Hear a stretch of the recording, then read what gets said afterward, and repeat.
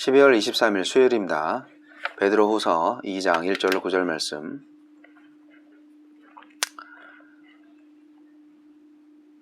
그러나 백성 가운데 또한 거짓 선지자들이 일어났었나니 이와 같이 너희 중에도 거짓 선생들이 있으리라. 그들은 멸망하게 할 이단을 가만히 끌어들여 자신들을 사신 주를 부인하고 임박한 멸망을 스스로 취하는 자들이라. 여럿이 그들의 호색하는 것을 따르리니 이로 말미암아 진리의 도가 비방을 받을 것이요 그들이 탐샘으로써 지어낸 말을 가지고 너희로 이득을 삼으니 그들의 심판은 예적부터 지체하지 아니하며 그들의 멸망은 잠들지 아니하느니라. 하느님이 범죄한 천사들을 용서하지 아니하시고 지옥에 던져 어두운 구덩이에 두어 심판 때까지 지키게 하셨으며 옛 세상을 용서하지 아니하시고 오직 의를 전파하는 노아와 그 7 식구를 보존하시고 경건하지 아니한 자들의 세상에 홍수를 내리셨으며 소돔과 고모라 성을 멸망하기로 정하여 재가 되게 하사 후세에 경건하지 아니할 자들에게 본을 삼으셨으며 무법한 자들의 음란한 행실로 말미암아 고통당하는 의로운 롯을 건지셨으니 가로 열고 이는 이 의인이 그들 중에 거하여 날마다 저 불법한 행실을 보고 들으므로 그 의로운 심령이 상함이라. 가로 닫고 주께서 경건한 자는 시험에서 건지실 줄 아시고 불의한 자는 형벌 아래에 두어 심판 날까지 지키시며. 거짓 선생들. 사도는 거짓 선생들이 교회에 들어와 성도를 미혹할 것을 예고합니다.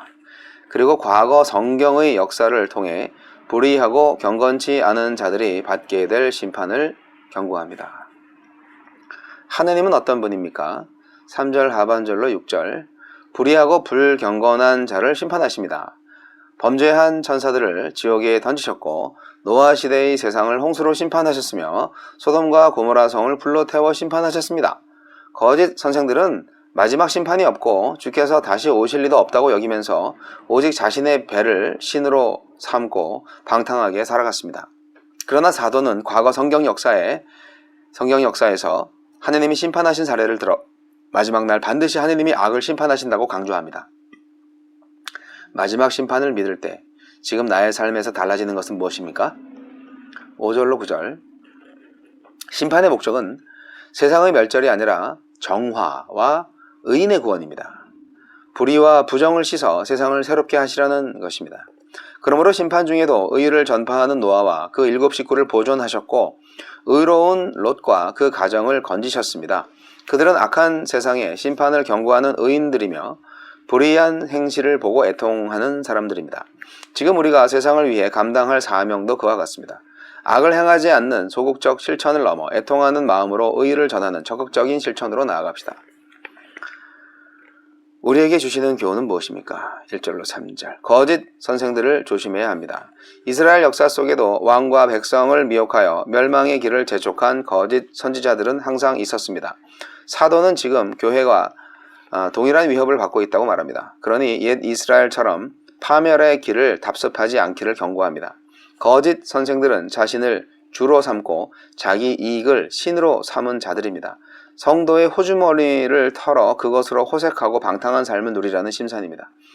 만약 동동체가 이들을 분별하여 쫓아내지 못하고 도리어 그들을 지지한다면 그들이 심판받을 때 함께 멸망당하고 말 것입니다. 지금 우리 곁에 가만히 들어온 거짓 선생들, 이단적 가르침은 무엇입니까? 2절.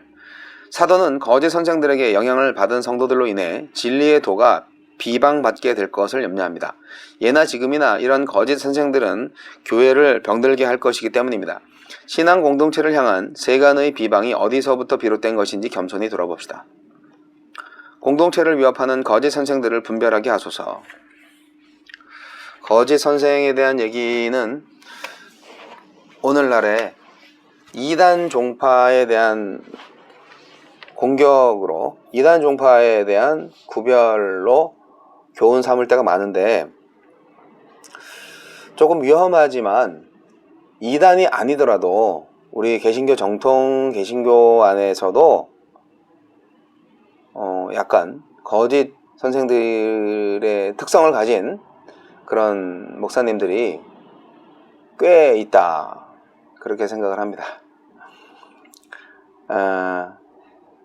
목사들은 원래 다 교단과 관련돼 있어서 공개적으로 말을 하면 찍혀요. 그래서 교단에서 제명당하거나 또는 왕따를 당하면 사실 목회하기가 쉽지 않습니다. 물론 자기 교회만 잘하면 되지 않냐 이렇게 생각할 수 있는데 좀 복잡하죠. 하지만 성경으로 돌아와서 우리가 그런 제도권 교회의 생각을 다 지우고 정말 원리 원칙대로 생각을 한다면 거짓 교사들 문제를 정말 확실히 해결해야 더 큰 화를 면할 수가 있다. 그런 생각이 듭니다. 신약 성경의 많은 서신서들은요, 거짓 교사들에 대한 경고가 되게 많아요. 바울 서신도 그렇고 베드로서에서도 이렇게 거짓 교사에 대한 염려와 경고가 많이 나와 있는 것을 우리가 좀 새롭게 주목할 필요가 있습니다. 많아요. 갈라디아서, 고린도후서, 빌립보서, 골로새서, 데살로니가후서, 요한일서, 요한이서, 유다서, 요한계시록, 에베소서,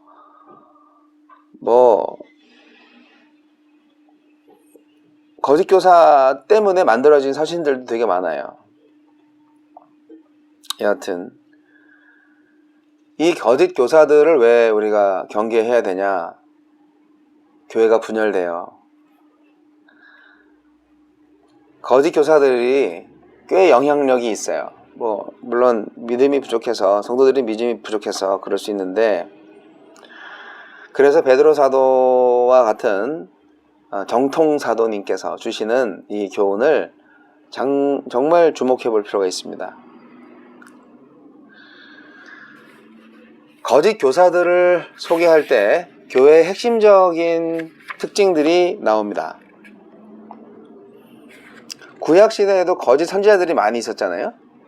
그래서 거짓 선지자들 때문에 이 왕들이 다 망했잖아요. 그래서 거짓 교사가 이 거짓 선지자가 나라를 망친 것처럼 거짓 교사가 교회를 망칠 수 있어요. 그렇기 때문에 백성들을 우상 숭배의 자리로 인도한 거짓 선지자들처럼 이 거짓 교사들이 선량한 교인들을 꿰내는 거죠. 목적은 뭐냐? 자기들의 욕심이죠. 돈과 정욕을 충족시키려고 그렇게 거짓 증언을 합니다. 거짓 선생들은요, 처음에는 좋은 걸로 말을 합니다. 예수 믿고 복 받으라고 합니다. 그 말은 저도 합니다. 그런데 복의 차원이 다른 거죠. 복의 성질이 다른 거죠. 어떤 게 진짜 복인가? 하나님은 악인을 향한 심판을 지체하지 않으시고 죄에 눈 감지 않으시고 멸망시킬 것입니다. 너무 지옥 얘기 많이 하는 것도 조금 거북하지만 너무 지옥 얘기를 안 하는 것도 아주 위험한 것이죠. 성경을 보면 정말 하나님이 심판하신 역사가 되게 많아요. 범죄한 천사들을 어두운 구덩이에 두신 하나님, 노아 시대의 죄악을 홍수로 준엄하게 심판하신 하나님, 무법하고 음란한 도시 소돔과 고모라를 그냥 화산으로, 불로 완전히 잿더미로 만드신 하나님, 심판당하지 않고 잘 사는 사람들이 있다고요? 심판당하지 않고 잘 사는 사람들이 있다고요? 우리 눈에 그렇게 보이죠? 하지만 심판을 당연히 당합니다. 살아봐야 한평생입니다. 죽으면요, 다시 돌이킬 기회가 없어요. 그래서 회개하지 않고 죽는 사람은 영원히 기회가 없는 거예요. 지금 아직 죽지 않은 사람들은 회개할 기회가 있는 거예요. 그렇기 때문에 안타까운 거죠. 여러분, 주님이 재림하시고 최후의 심판은 반드시 옵니다. 지금은 경건하게 살고자 하는 사람들이 핍박을 받는 시대, 박해를 받는 시대입니다. 왜 그렇게 살아? 그냥 쉽게 살지 왜 이렇게 어렵게 해? 경건하게 살고자 하는 자가 받는 박해는 하늘나라의 상급이 됩니다. 예수 믿는 사람들이 박해를 받는 것은 이상한 일이 아니에요. 저는 믿습니다. 하나님께서 그렇게 경건한 사람들을 잘 지켜보고 계시고 마지막 날에 살리실 것이라고 말입니다. 노아와 7 식구들 홍수 가운데서 보존하셨죠. 소돔과 고모라의 심판 속에서 롯도 건져주셨죠. 그런 것처럼 그리스도의 재림의 날에 신앙의 절개를 지킨 의인들 반드시 구원받을 것입니다. 그 심판이 없다고 그렇게 말하는 거짓 교사들의 꾀임에 넘어가지 마세요. 부탁드립니다. 진리에 대한 우리의 태도 굉장히 중요합니다. 그리스도인은요, 과거와 영원만 믿는 자들이 아닙니다. 과거와 영원? 심판이 있어요, 그 중간에. 그래서 그 심판 때문에 우리는 오늘 어떻게 살아야 하는가를 다시 점검하게 되는 거예요. 심판이 어떻게 보면 은혜죠. 오늘의 시간을 왜 책임있게 살아야 되는지, 나를 값주고 사신 그리스도와의 관계, 어떤 관계인지, 그거를 우리가 좀 점검하면서 그리스도인으로서 살면서 박해받는 거 감사함으로 받자고요. 네. 경건하게 살고자 하는 자들 박해받는 게 당연한 건데 좀 받자고요. 힘들고 어렵죠. 하지만 좀 견뎌주세요. 거짓 진리로 나태하고 방탕한 삶을 정당화하는 거짓 가르침에 미혹되어서 심판당하시면 안 됩니다. 주님이 고작 그런 사람들 구원하시려고 십자가에 달려 죽으신 거 아니거든요. 의를 위하여 핍박을 받는 자는 복이 있습니다. 우리 천국 가야죠. 분별하기 어려운 부분이 있습니다. 반드시. 예를 들어서 요즘 코로나 시대에 모임을 갖지 않는 것을, 모임을 갖지 말라고 하는 것을 이제 종교 탄압이다 이렇게 주장을 하시는 목사님들이 계시고, 저도 목사인데 근데 교회가 이제 사회에 덕을 끼치지 못하는 부분도 있어가지고, 그래서 예배에 목숨을 걸라 이렇게 말씀하시고, 그 말은 다 맞거든요. 그런데 교회에 모여서 드리는 예배만 예배가 아니고요, 일상생활에서 드리는 예배가 있고요, 삶이 예배고요. 그 예배 개념을 그렇게 생각을 한다면 예수 믿는 사람들 다 잡아가는 것도 아니고, 예수 믿지 말라고 한 것도 아니고, 모여서 예배하는 것만 하지 말라고 그렇게 한 거잖아요. 많은 교회가 모임을 강행하고 있어요. 그래서 저도 모이고 싶어요. 저도 모여서 예배하고 싶고, 저도 찬양하고 싶고요. 정말 갈급해요. 하지만 참아야죠. 참아야 돼요. 그리고 좀 적극적으로 생각한다면 우리 교회가 좀 더 적극적으로 나서서 방역 활동을 하면 좋지 않나요? 방역 선도 활동을 하면 좋지 않나요?